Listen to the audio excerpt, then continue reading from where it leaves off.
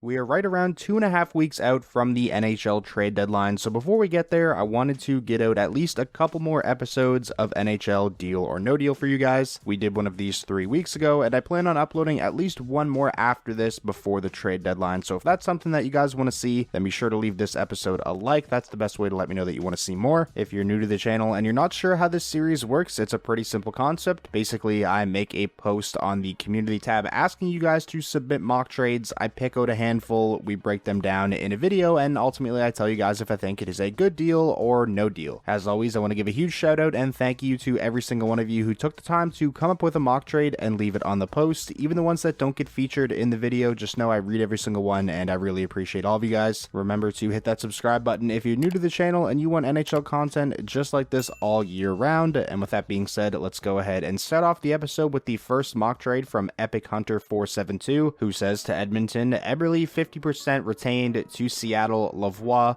a second and a conditional fourth. Eberle comes home for a playoff run, and Seattle gets picks and a young player who hasn't gotten a fair shot here. And the conditions on the pick would be it changes to a third if the Oilers make the Western Conference Finals. And also, really appreciate the kind words, and I'm glad you enjoy the videos. I feel like this is something that a lot of Oilers fans want. They want Jordan Eberle to be brought back. I think it makes some sense. I am really intrigued to see how the Oilers approach the trade deadline. Early on in the season, it looked like 1000% they'd be in the market for a goaltender. Obviously, a lot less likely at this point in the season that they go out and trade for a goalie with how well Stuart Skinner has bounced back from his start to the season. When it comes to the Oilers, I feel like there's always talk about how they can improve defensively, but honestly, I think their D-core is alright right now. Vinny Desharnais has done really well in a depth role for them. Evan Bouchard has taken another massive leap this season, could even end up being a finalist for the Norris Trophy. Probably won't win it just because of the ridiculous seasons that Quinn Hughes and Cale Makar are having, but Bouchard has been phenomenal. Reason I'm saying this is because I think it makes the most sense for the Oilers to actually go out and acquire a forward, someone who can play in the top 6, as opposed to a defenseman or a goaltender. And Eberle definitely fits the bill as somebody who can slot into the top 6. Obviously, the organization is familiar with the player. At 50% retained, shouldn't be too difficult to make the money work. Eberle is a UFA at season's end, so it would likely just wind up being a rental, but it would be a rental that wouldn't cost the Oilers a ton. In this particular mock trade, they wouldn't have to trade their first round draft pick. You're moving on from a prospect of Raphael Lavoie, who I think the Oilers would be more than okay parting ways with. If I'm not mistaken, Lavoie has actually been on waivers before. Eberle is somebody who can come in and I think immediately slot in on the Oilers' top line in that right wing spot alongside Draisaitl and McDavid. Corey Perry is currently playing there, and I think he's done fine in that role, but ideally in 2024,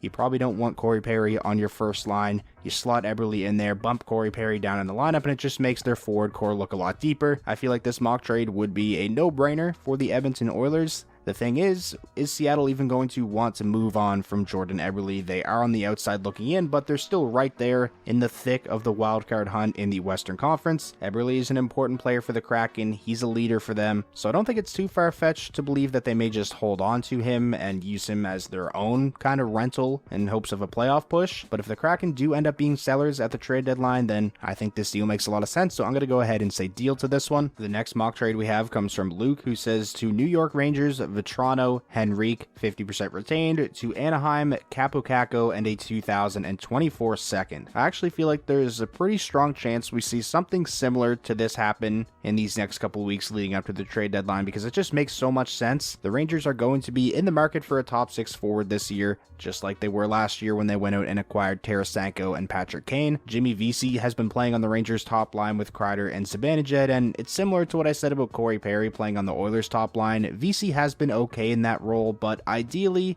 Vesey's not somebody you want on your top line permanently. Vetrano would fill that role beautifully. He's having a career year in Anaheim at 26 goals, which is already a career high for him in just 55 games. Vetrano is somebody who the Rangers are familiar with. They traded for him mid-season a couple years ago from the Florida Panthers, and Vetrano was really good for the New York Rangers in their playoff run in 2022 before he then signed with the Anaheim Ducks, of course. So I really like the idea and love the fit of Vetrano going back to the Rangers, but that's just Vetrano. In this mock trade, you're also also getting Henrique at 50% retained. Henrique is somebody who's also having a very strong year for the Anaheim Ducks. He's in the final year of his contract and is going to be a UFA at season's end. Honestly, if you're getting both Vatrano and Henrique, I don't think Kakko in a second is enough. Realistically, what is Kaapo Kakko's value right now? Like, would you say he's the equivalent of a first-round draft pick? In my opinion, he wouldn't be. If you take away the fact that he was drafted second overall back in 2019, any other player around the same age as Kaapo Kakko putting up the kind of numbers he's putting up would not be looked at as nearly as valuable. The fact that Kaapo Kakko was a second overall draft pick is going to make him an intriguing player for some teams. You know, teams will think, can we get something out of him that the Rangers haven't been able to get out of him? And going to a rebuilding team like the Anaheim Ducks, he would likely get an opportunity to play higher in the lineup, get more minutes, and just have a longer leash in general. But in my opinion, if you're the Ducks and you're packaging both Vatrano and Henrique together and you're retaining salary on Henrique, you're probably looking for a little bit bigger of a package than Kakko in a second. Based on the fact that Sean Monahan was able to fetch the Montreal Canadiens a first-round draft pick, I wouldn't be surprised if Anaheim's asking price for Henrique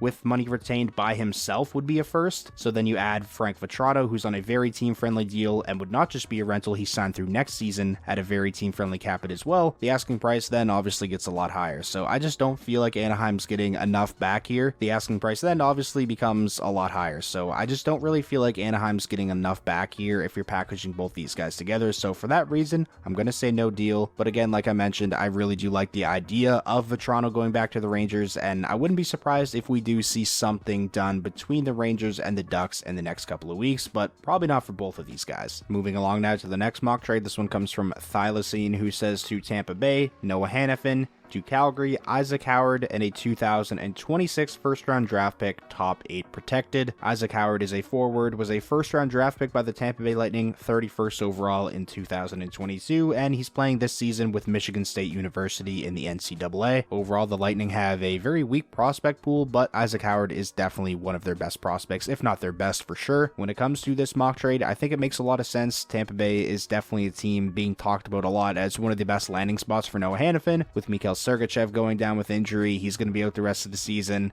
Placed on LTIR, it frees up a ton of cap space for the Tampa Bay Lightning, and getting somebody like Noah Hanifin, who is a legit top 4 two-way defenseman, would definitely soften the blow of losing Sergachev for as long as he's going to be out for. To some people, it may not be a good idea for the Tampa Bay Lightning to trade away more future assets, deplete their prospect pool more than it already is, but as we've seen over the last few years, Tampa Bay doesn't really care about future assets. They're trying to win as many Stanley Cups as possible with this core. They went out and traded 100 draft picks away to get Tanner Jeannot. I don't think they'd have any problem trading away whatever it takes to get Noah Hanifin. In terms of what kind of return Calgary's probably looking for Noah Hanifin, I'm sure it starts with a top prospect and a first-round draft pick, which is what they'd be getting here in this particular mock trade. And that first-round draft pick is pretty intriguing given the fact that you have it listed as a 2026 first, even though it's top 8 protected. That could wind up being a pretty valuable pick. I mean, we still haven't even had the 2024 draft. I wouldn't say there's any guarantee that Tampa's going to be a great team in 2026. So I think the value of what Calgary's getting back here in this mock trade for Noah Hanifin is actually pretty good. The one thing I would wonder about if this trade were to happen is, would Noah Hanifin come with an extension if he's dealt to the Tampa Bay Lightning? If you're giving up multiple premium assets for a guy, you probably want him to stick around for more than just, a quarter of a season and a playoff run. If this deal were to come with Hanifin signing an extension with Tampa Bay, then I feel like the Lightning may have to give up a little more, but just as is, I like the idea of this mock trade. I think it makes sense. I think it's something we could see happen, so I'm going to go ahead and say deal. The next mock trade we have comes from Redden YT, who says Carolina, Tarasenko, 50% retained,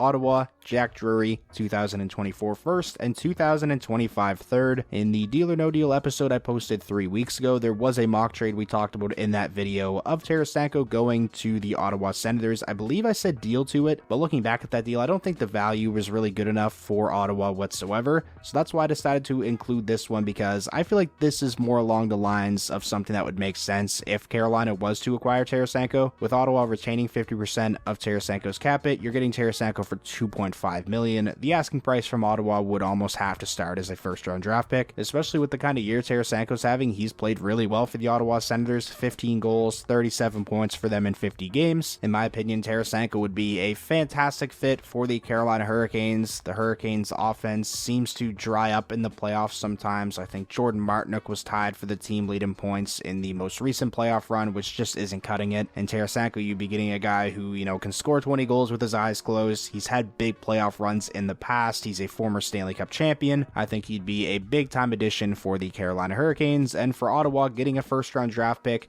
an additional third, and a young bottom six forward in Jack Drury who has shown flashes of having some offensive upside, I think that's a solid return. So I'm going to go ahead and say deal to this one. I feel like this particular mock trade is a lot more fair for Ottawa and a much better return for them than the one we talked about in the most recent episode, which was something along the lines of D'Angelo, which would basically just be a cap dump and then a second or something like that. Moving along now, this next mock trade comes from HS Hockey 92, who says Buffalo, Bowen Byram, Colorado, Casey Middlestat, blockbuster deal where both teams fill needs. This is a very intriguing mock trade to me. I talked a little bit about Bowen Byram as a potential trade candidate for the Colorado Avalanche in actually the most recent video on the channel, where we went over one trade candidate from all 32 teams. Bowen Byram was a 4th overall draft pick by the Avalanche back in 2019. There's obviously still a ton of upside there, but he has struggled to stay healthy throughout his short NHL career thus far. His defensive game, I feel like, has taken a bit of a step back this season. He isn't producing as much offensively this season as he did last year, and for a team like the Colorado Avalanche, who already have arguably the best defenseman in the NHL in Cale Makar, another elite defenseman in Devon Toews, I don't think it means they should actively go out and just try to trade Bowen Byram just for the sake of trading him, but for the right return, addressing a big team need, I think it does make Bowen Byram expendable, and in this mock trade, getting somebody like Casey Middlestat, that would fill a direct need for the Colorado Avalanche, which is a second-line center. Casey Middlestat has really broke out for the Buffalo Sabres over these last couple seasons. He actually leads the Sabres in points this season with 44 in 55 games. He's only 25 years old, so only a little over 2 years older than Bowen Byram. This would not just be, a short-term fix for Colorado's need of a second-line center. This would be a longer-term option for them. And if the Avalanche are ever going to trade Byram, I think 1000% they should be trading him for somebody who's not just going to help them win this season, but help them moving forward into the future as well. The one thing that would definitely make this trade pretty difficult is the fact that Casey Middlestat is having a career year. He's leading the Sabres in points, and he's an RFA at the end of the season, so he's due for a new contract. He's due for a massive raise from the $2.5 million that he's making currently. Now, if this trade were to happen 1-for-1 straight up, Colorado would be saving money this season because Byram has a cap hit of $3.85 million, but Middlestat's next contract, who knows what the asking price could be? Probably going to be north of $6 million just as a starting point. Is that something Colorado would be able to make work, going forward, especially next season with Gabriel Landeskog not going to be on the LTIR and things like that? But aside from that, again, I think this is a really intriguing idea from a value standpoint. I think it's pretty fair. You can debate amongst yourselves down below in the comments if you think Colorado would have to add on to Bowen Byram or if Buffalo would have to add to Casey Middlestat to get Byram, but I really like this mock trade. I think it's a fun one, so I'm going to go ahead and say deal. And now finally, finishing out the video with the last mock trade from BugLife313, who says Detroit, Rasmus Anderson, Calgary, Jonathan Berggren, William Willander, and a 2024 second-round draft pick. The Calgary Flames really are the team to watch in these next couple of weeks leading up to the trade deadline. There's so many trade rumors going around involving the likes of Chris Tanev and Noah Hanifin, and now just the other day, Kevin Weeks reported that defenseman Rasmus Anderson is also drawing some interest among all the other Flames trade rumors. Now, Rasmus Anderson probably isn't somebody that the Calgary Flames are,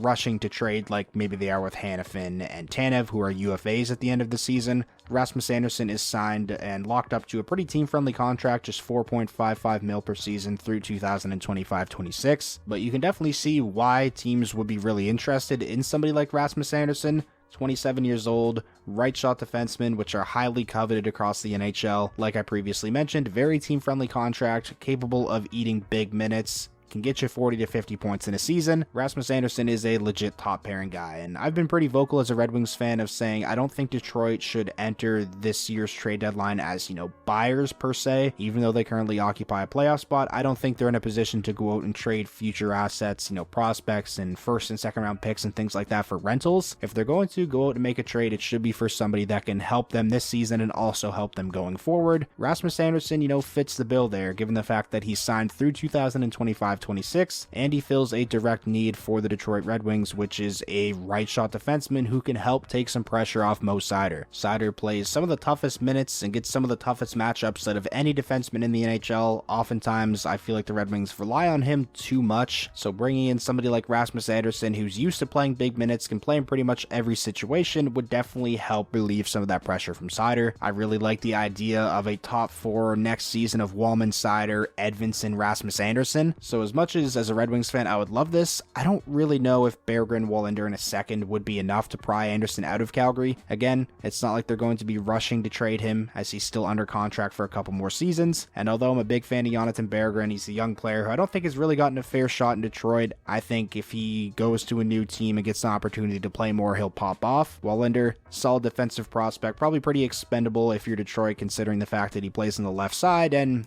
guys like Albert Johansson and Edvinsson are probably ahead of him in the pipeline on that left side. But for Calgary, if you're going to trade Rasmus Andersson, I think the package would almost have to start with a first-round draft pick and a top prospect, which I don't really think William Wallinder is. So as much as I really do love the idea of Rasmus Andersson going to Detroit, I don't really think Calgary's getting enough value back here in this mock trade, so I'm going to have to say no deal. So that is going to wrap up this episode of NHL Deal or No Deal. Like I mentioned at the start, huge shout out and thank you to every single one of you who took the time to come up with a mock trade and leave it on the post. I do plan on making another one of these before the trade deadline, so keep an eye out on the community tab for the post for the next episode of Deal or No Deal. It's going to be there sometime, probably in the next week and a half. If you guys enjoyed this episode and you do want to see another, then be sure to leave it a like. That is the best way to let me know that you enjoyed. And most importantly, if this was your first time checking out the channel and you want NHL content just like this all year round, hit that subscribe button, and I'll talk to you all again soon.